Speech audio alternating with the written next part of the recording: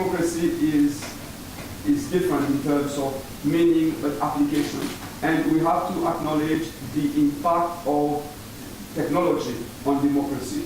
If you look at Facebook, if you look at social media, it's giving another dimension to democracy.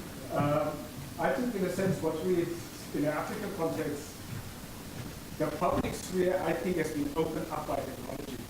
I mean, if you think about what the public sphere has always been, the process has been controlled, politics has been controlled by a couple of elites, either running, either political leader or, running the governing party on the one hand.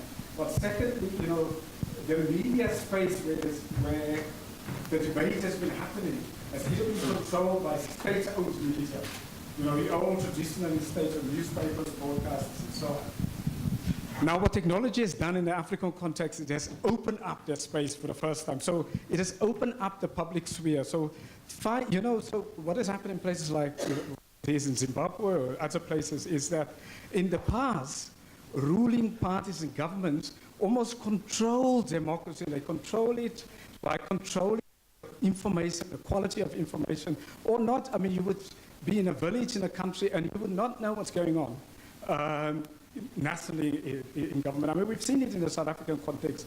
You can watch SABC and not knowing all of the details that's going on. And so on.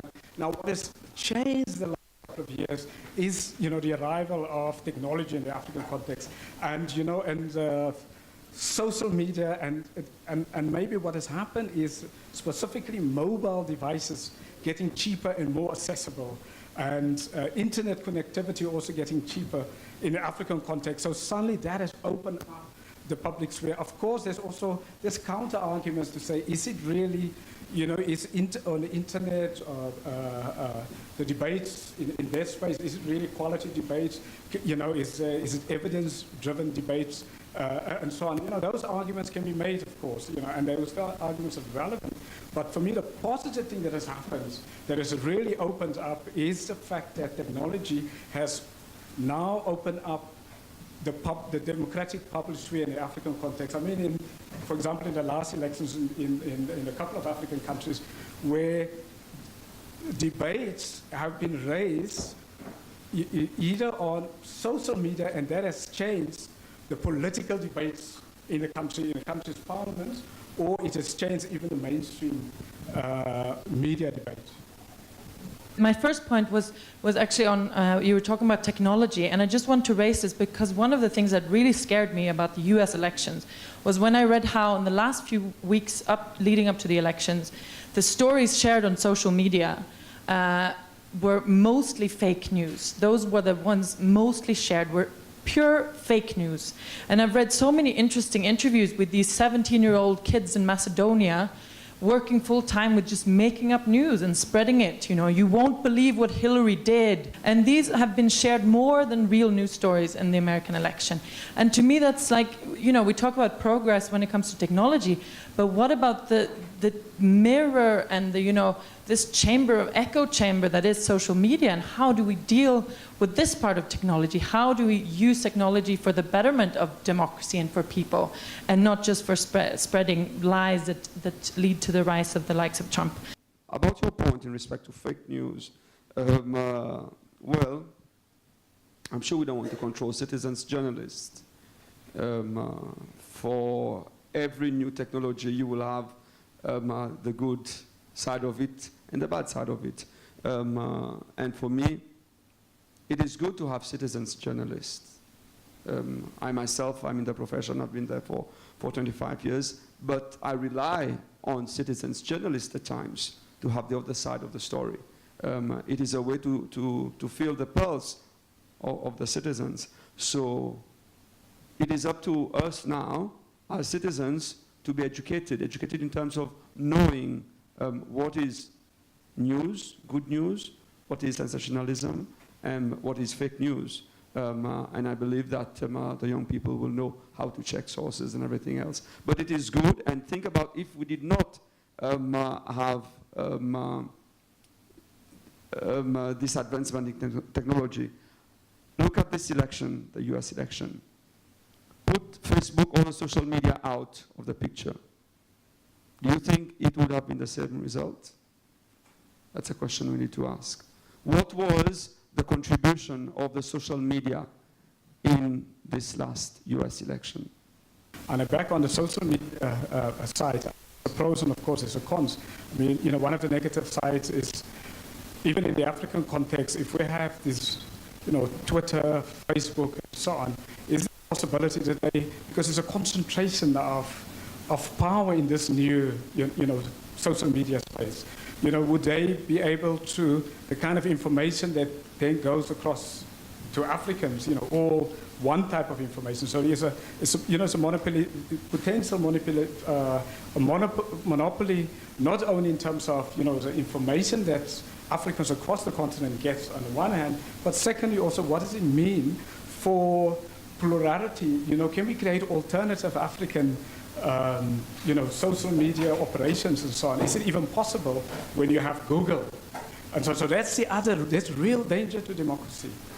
Even in the African context, although, as I say, you know, the positive side is, of course, because we've now got devices, cheaper, connectivity, it's easier and faster and so on, suddenly that public sphere in the African context is open now to ordinary people. But the dangers on the one hand, you know, the monopoly of the Googles and so on in that space, which is almost the same as traditional type of, think about the old media, when we had these massive, big media monopolies, you don't get your information from anywhere else and so on. So potentially we may have the same problem here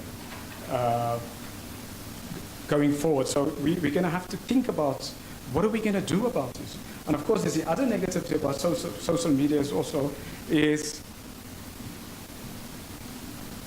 people are responding to it as an echo chamber.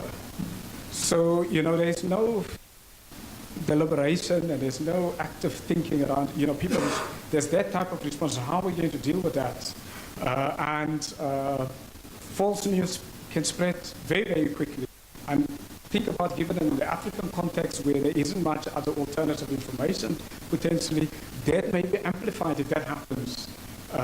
In our case, I can just imagine what if the African autocrats start their own false information through social media and so on. You know, those are possibilities that we have to think about. What are we going to do about it as we try to renew democracy, as we try to promote more inclusive forms of democracy and so on? When you look at democracy, before the introduction of the social media and the developments in technology, as William rightly said, the information that was given to us, and of course, we will, all that we decide is based on what we are exposed to. So the state media was directly helping us, shaping our opinions. Traditionally, democracy is set with all these institutions. Like in South Africa, you have very strong human rights commission. It is embedded into the constitution, I'm told, so you have to submit your yearly report and all of that. So the way that, looking at democracy 20 years back, you have structures and you have the process to lead all of these structures. Now with the development, the recent development, now we the citizens, before that we were not organized in the sense you have all the systems, you have the laws, and you have the procedures for elections and all of the related issues. But now, as citizens, we are better organized. Not in the sense having a system to organize us, but in the way that we use the social media. We can really make an impact within 24 hours. And there's no limit. There's no boundary in terms of border. Another country can actually influence the decision of the people in another country. So the idea of national thinking is changing as well. And this, I believe, in the years to come, will bring another dimension to democracy. And this is something that we as citizens, it's a power that we're getting. And at the same time, we have to be conscious that politicians, political leaders are very conscious of that.